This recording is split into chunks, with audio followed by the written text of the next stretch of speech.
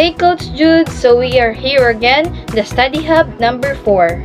We are here to tackle about the Module 3, which is Organization and Management for Learner-Centered Classrooms.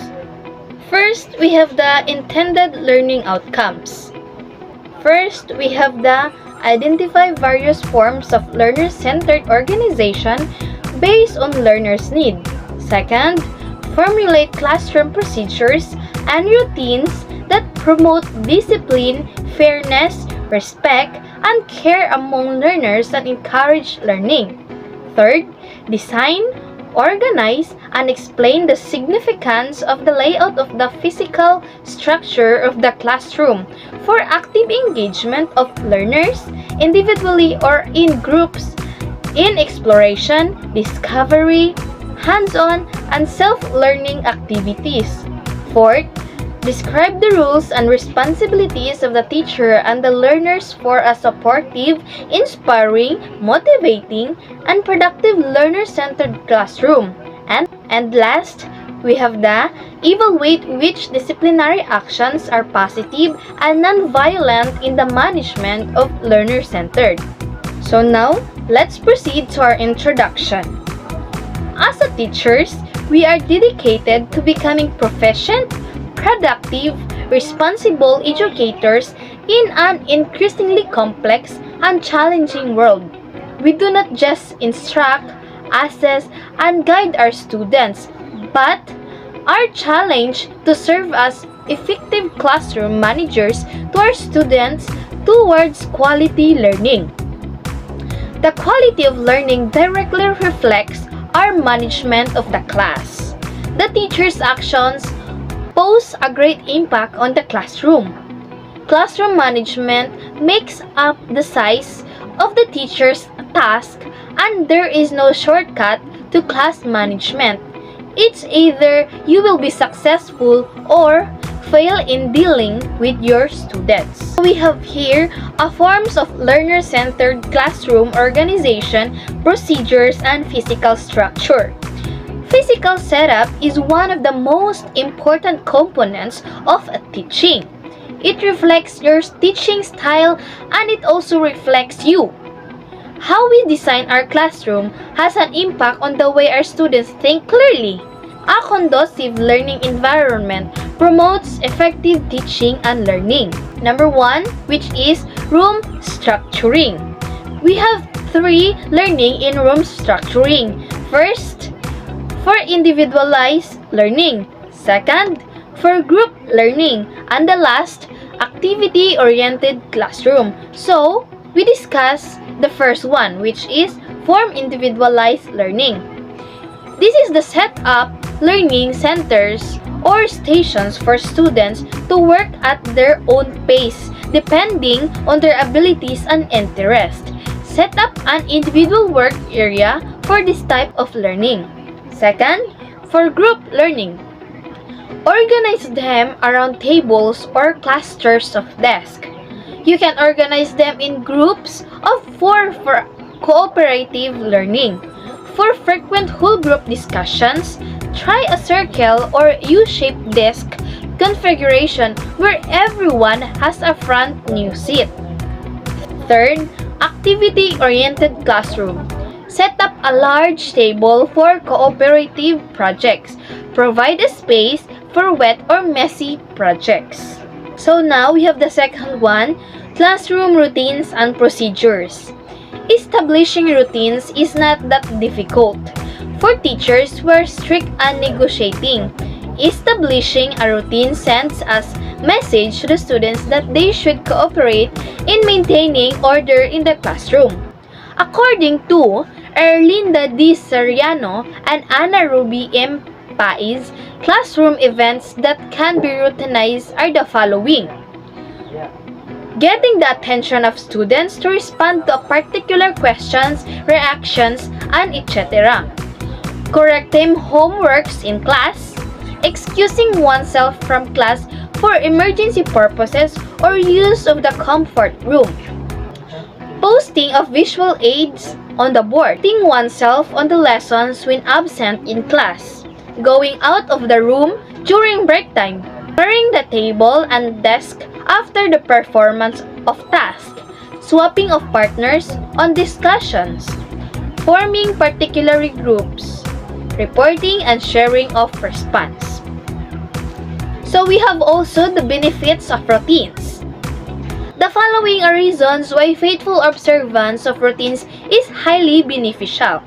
So first, we have the routine procedures help in freeing the minds of teachers to think about other matters in teaching. If every time an activity is performed, a teacher has to consider some options on how to do it. It will be too taxing on his or her part to constantly think and decide. Second, establishing routines on how to collect assignments of distributes materials enables the teacher to focus more on his or lesson planning. In the execution of lessons, a teacher who has routines for calling on students is relieving himself or herself of the burden of worrying about whom to call next, thus allowing more time to focus on what is being shared by the students. It is easier for the students to predict their teacher's next move, and armed with such knowledge, they can concentrate and learn more. Stability is assured, especially for the new students who are unfamiliar with the class rules. Lastly, we have the reduces anxiety on the part of students who do not know how to get involved in different class activities. So now, let's proceed to the third one, which is the social environment, fairness, respect, care, and encouraging learning. In every classroom, the most successful learning occurs when teachers are facilitators or activators of learning. Learning is more engaging when the classroom climate is welcoming to all learners. And the teacher's management plan is fair, consistent, and organized, the students understand what to expect and can make wise choices and take responsibility for their actions. Teachers should be a model of good communication and behavior for them to evaluate. The attitude of teachers must be one of support and fairness because this is the foundation from which effective classroom management and positive teacher-student relationships are formed. As teachers, we should promote gender and racial equality in all subjects, give equal praise and expectations, treat each other with dignity and respect, listen to each other's points of view, recognize that there may be disagreement, and do not use derogatory words to your students. Aside from being fair and showing respect, teachers can show they care about their students by knowing their students and the lives they live, actively listening to them, and asking students for feedback would mean they value their opinions and experiences. This creates a culture where students feel safe to ask questions and take chances, which will help them grow academically. Now let's proceed to the number 4, creating a motivating learning environment.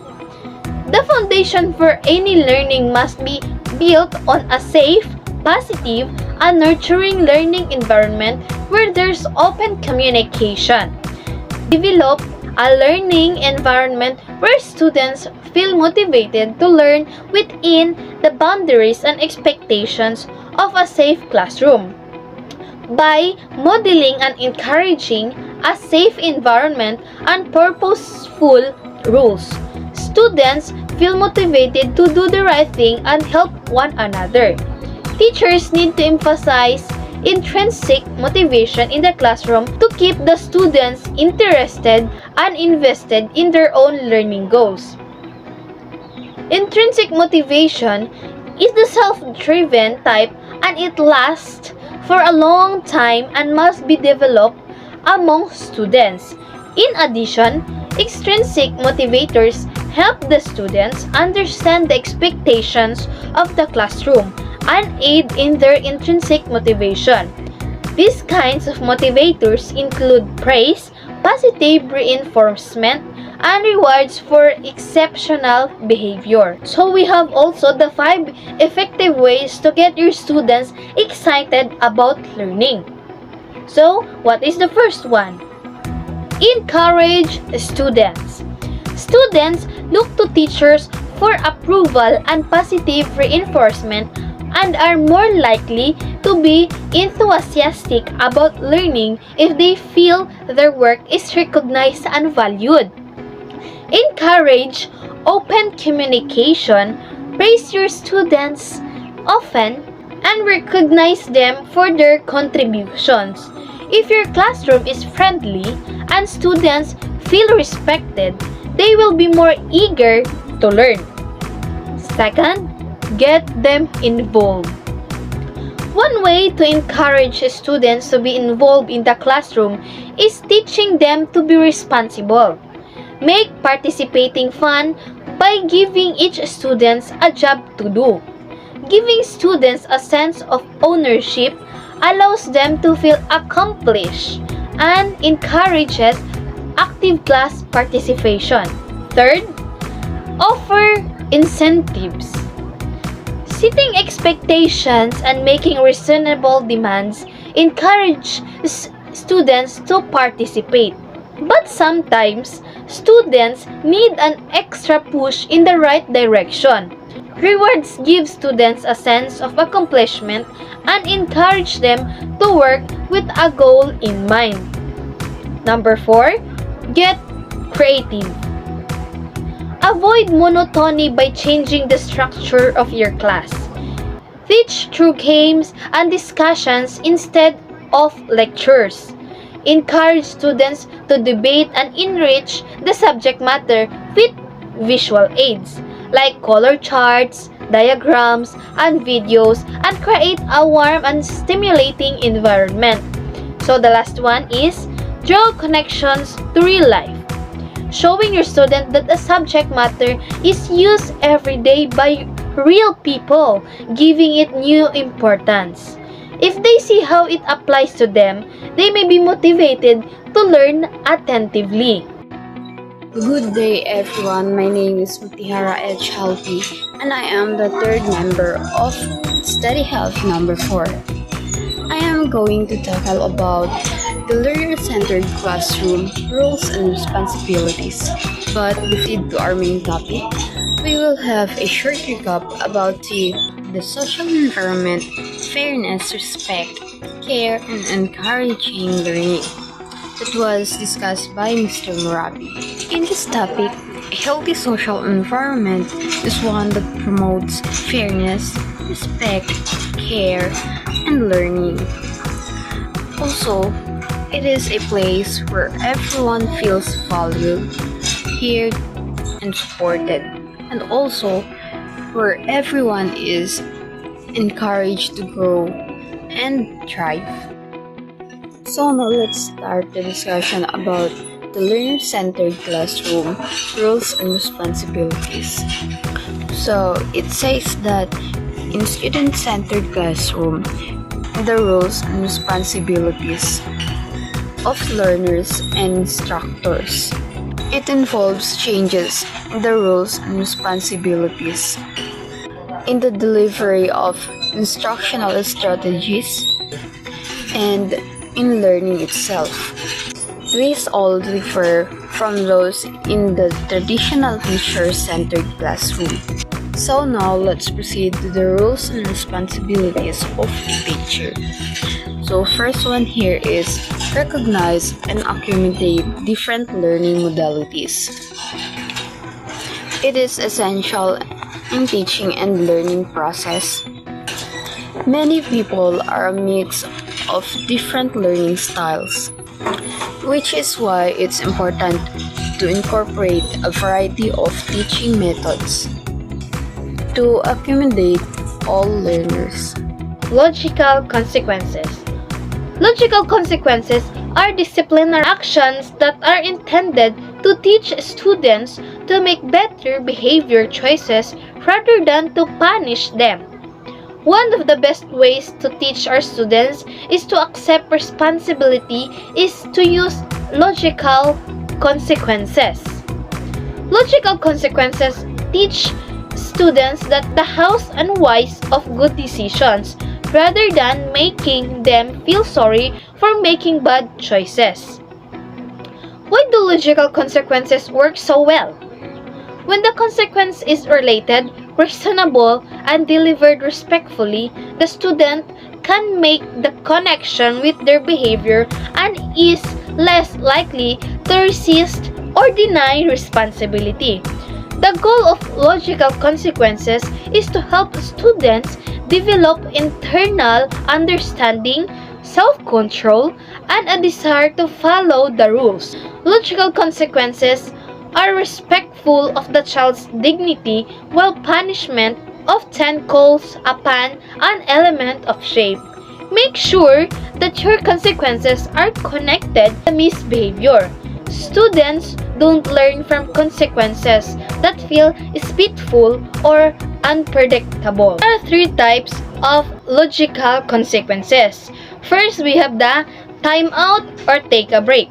Second, you break it, you fix it. Third, loss of privilege. So, what is time out or take a break? This is not a punishment. You are not banishing the child for misbehavior. Instead, you are asking them to take a few minutes to regain self-control and to think over what just occurred. Example, when students make a derogatory remark about another student's response to a question, you take a break and let the student realize what he or she just said. So that is the time out or take a break. Second, we have the you break it, you fix it. Use this type of logical consequences when you see an opportunity for a student to solve a problem they cause. When something has been broken, feelings have been hurt, or a mess has been made, whether accidentally or intentionally. The consequence is that the one responsible for the problem takes responsibility for fixing it. Example, one child accidentally knocks into another on the playground. She stops, apologizes, and offers to help the other child. So, now, you know what is, you break it, and you fix it. So last, we have the loss of privilege. Use this type of logical consequence when a student does not follow expectations. Use this type of logical consequence when students defy, test, or simply forget the rules. Example, a student speaks rudely to the teacher. The teacher refuses to listen to her or him until she or he changes her tone of a voice.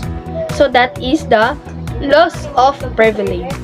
Good day everyone, my name is Arjeline Claire Tumubag. I'm Study Hub number 4, member 5.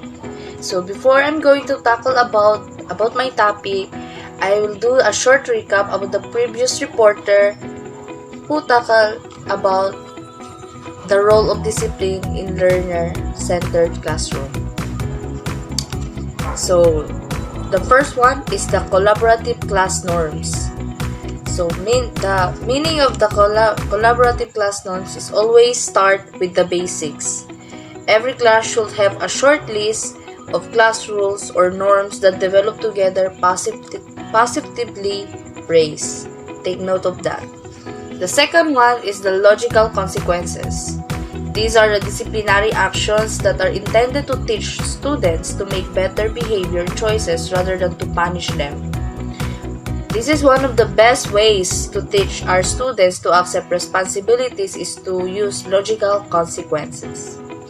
And also, Ms. Shamera tackled about the three types of logical consequences. These are the three types of logical consequences: the time out or take a break, you break it, you fix it, the loss of privilege. So, time out or take a break is not a punishment.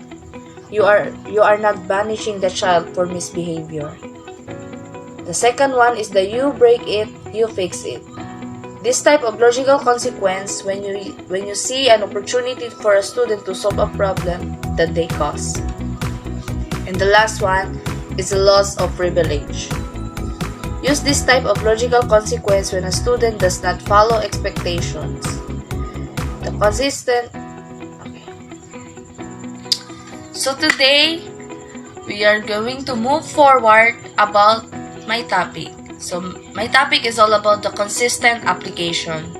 So consistent application, it is a classroom without a consistent practice can often be chaotic.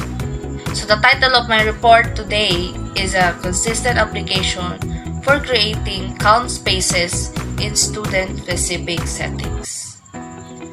So creating consistent application for calm spaces in student-specific settings is crucial for promoting a conducive learning environment. So, I have here some strategies to achieve this. The number one is understanding the student-specific needs. So by understanding the student-specific needs, we need to identify the specific needs of the students, such as sensory preferences, emotional regulation, requirements, and individual triggers. The consequence for a student might be the same, but you might practice more with the students or have them reflect on their behavior. The second one is the consistent designs and resources. Through this, we need to ensure that the calm spaces are consistently designed with appropriate resources like comfortable seating, sensory tools, and calming visual elements. The third one is the training and support. So we need to provide training to educators and staff on understanding the needs of students and how to effectively utilize the calm spaces. Number 4, clear guidelines and expectations. So, we need to establish a clear guidelines and expectations for the use of calm spaces, including how students can request access and the expected behavior within the space. Number 5 is a time for resolution. Allow students a dedicated, consistent amount of time in the calm space to resolve their emotions and regain focus before returning to the learning environment. In your class and in our class, we need to develop routines for resolving conflicts. This is not a skill that comes naturally to students or adults, so be prepared to guide and instruct. The first thing though is to provide the space and time for this to occur. Number 6 is the flexibility and individualized support. We need to offer flexibility in the use of calm spaces to accommodate individual student needs, allowing them to access the space when necessary. And the last one is the monitoring and feedback. Regularly monitor the effectiveness of the calm spaces and gather feedback from students and staff to make continuous improvements. So these are my 7 strategies for consistent application for creating a calm space in student-specific settings. So conclusion. Therefore, by consistently applying these strategies, educational institutions can create calm spaces tailored to the specific needs of their students, fostering a supportive and inclusive learning environment. As a reflection and takeaway, we need to know what are the needs of the students and how we're going to help or offer them for their learning environment. That's all, and thank you. Have a blessed day. Conclusion. Forms of learner-centered classroom organization, procedures, and physical structure. It reflects your teaching style and it also reflects you. The social environment, fairness, respect, care, and encouraging learning. When the teacher's management plan is fair, consistent, and organized, the students understand what to expect and can make wise choices and take responsibility for their actions.